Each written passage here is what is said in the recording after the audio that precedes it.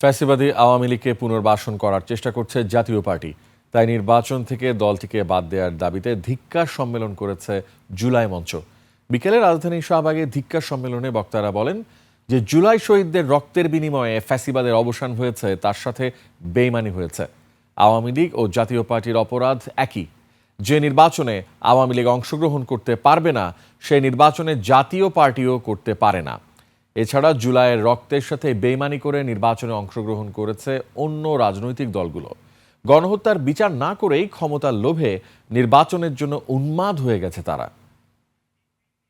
সেই কথা তারা আমাদেরকে বগল দাবাতে করে কেউ চায় না জাতীয় পার্টি এই ইলেকশনে আসুক।